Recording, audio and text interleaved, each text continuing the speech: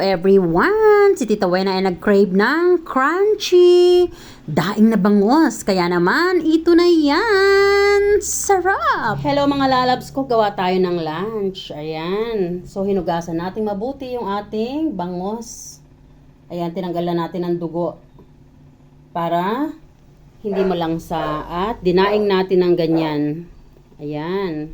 Ganda ng pagkadaing natin. At gumawa ako ng marination. Ito ay kalamansi, kunting asin, maraming paminta at bitsin. Kunting-kunti lang na sugar. Ayan. So, haluin lang yan. Naglagay nga rin pala ako ng ginupit-gupit na sili. Kunti lang, maliit lang yung sili para lang mayroong kick ng bites. At ito ay i-smash natin lahat dito.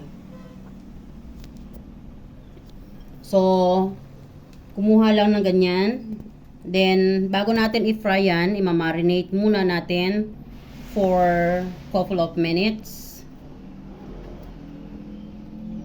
So, kung ano yung ginawa natin sa bawat isa, ganun lang din yung gagawin natin sa lahat.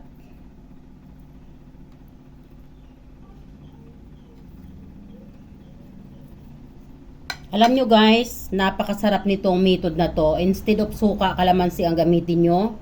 Ang bango-bango pa habang piniprito nyo. Minsan yung bangos mayroong langsa.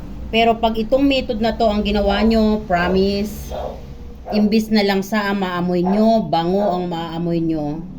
At pakrunchy nyo mabuti. Pwedeng-pwede nyo kainin, pati buntot at tinik ulo. Walang tapon talaga. Pag gusto natin kumain ng masarap, dumiscover tayo ng something na method na kakaiba.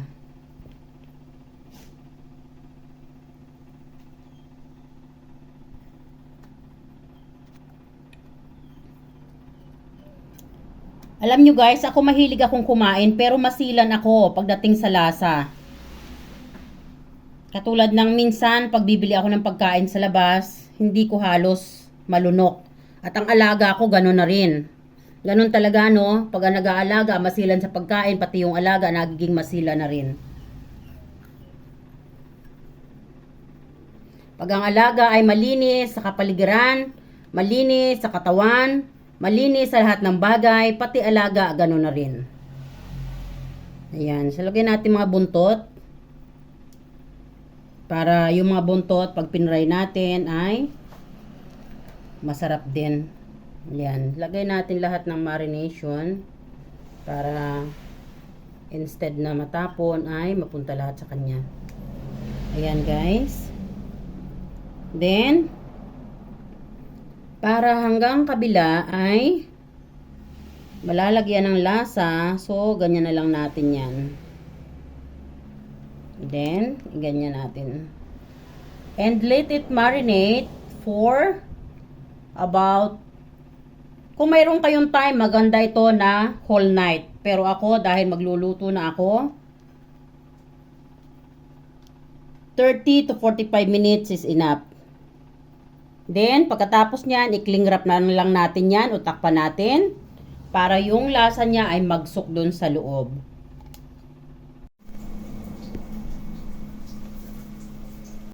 Ayan ang mga best, ang ating masarap na pananghalian. At ayun, o diba? Maluluto na rin yan. Lipat natin ulit para yung kabila naman ay maging very crunchy din. Ayan. So, nag-colored yung ating oil dahil dun sa marination nila. Ayan, napakasarap niyan guys, promise. Yan, tama na yan.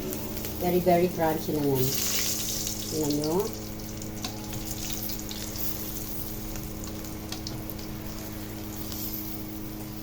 Yan.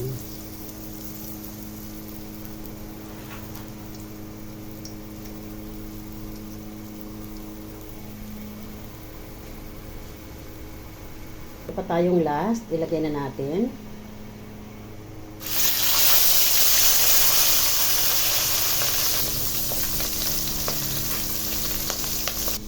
Ayan na yung ating ulam. Lagay natin ng design para magandang tingnan. So, ayan guys. Ito na yung last. Ilagay na natin dito sa ating plate. Ayan. Ayan.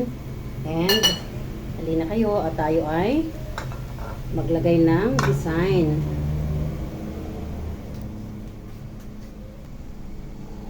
So, mula sa ganyan, walang design, at tayo ay mag-i-efforts na lagyan ng design.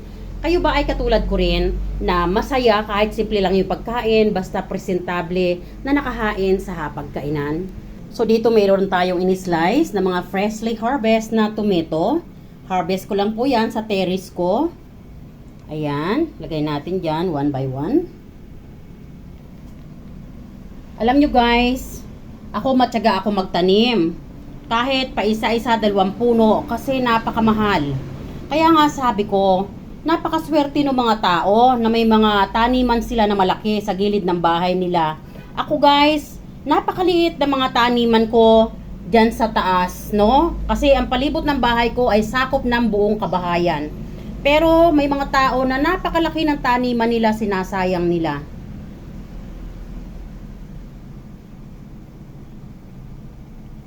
Bigyan mo pa ng pananim, hindi naman tinatanim. Ang dami-daming dahilan. Nakisyo ganito, kisyo ganyan. Kung ako lang ang naging sila, ang dami ko sanang tanim. Kasi napakamahal guys. Katulad ngayon, no? 4 na piraso yung binili kong kamatis. Sa 4 na piraso guys, sa 65 pesos. Can you imagine? So, ayan, oh. O, diba? Ang galing. Ganda. So, ayan. So, ayan guys, nakagawa na tayo ng magandang design at masarap na pananghalian. Kasama yan na ating sausawan. And, jaran! Nakagawa na tayo ng masarap na pananghalian. At gawa naman tayo ng sausawan. Lagyan natin ng original Knorr seasoning para masarap ang ating kainan. Jaran! And jaran! Nakabuo na tayo ng masarap na pananghalian. Simply the best. Look at that. Oh! Sarap naman. Yan ang simply the best lunch natin. O, diba? With matching. Plating arrangement. Sarap. Yummy dabado. Diba? Simple lang yan guys. Pero sobrang sarap niyan. Patataobin niya ng ating kaldero. At meron pa tayong natitirang dessert doon. O, diba? Mabubulok na yung saging ko. Kailangan nang makain. Ayan. So, kain na tayo, guys. Sarap ng sausawan, oh. Yummy dabado. Let's eat, buddy. Thanks for watching, everyone. Bye, yo. God bless. Yummy naman ang food ni Tita Wena. Simple lunchtime. Look at that. Oh, at ang sausawan natin, oh. Grabe. Siyempre, coffee. Dahil hindi pa ako nag-coffee, meron tayong kunting sabaw para masaya ang kainan. O, diba? Sabaw.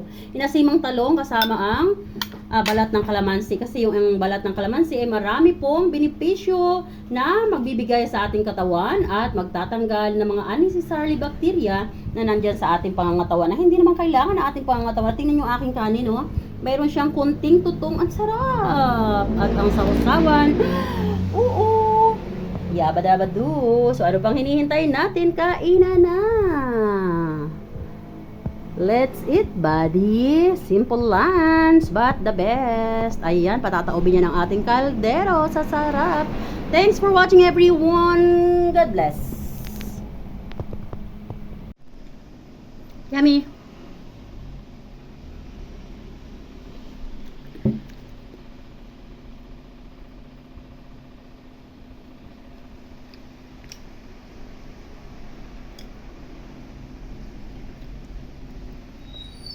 Homemade cookies.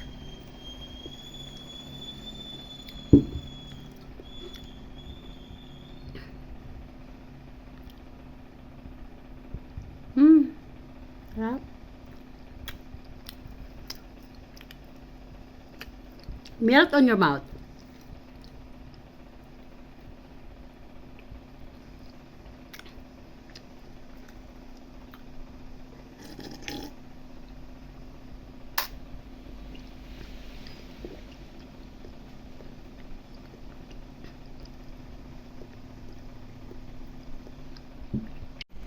Hello!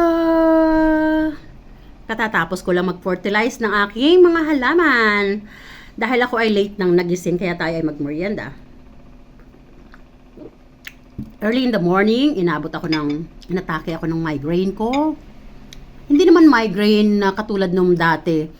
Gentle lang naman, kaya lang mas pinili ko na lang na bumalik sa higaan. Matulog ba? Kaya naman samahan niyo ako magmerienda. Ginawa ko to kahapon. Oop. Ay!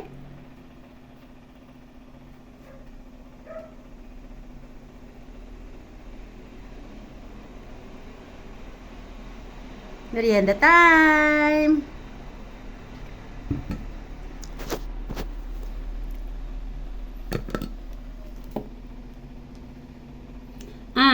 Today, ang kunin naman natin ay yung balls. Ayan, oh.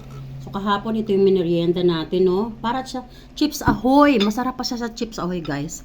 Pero this time, ito naman mga balls.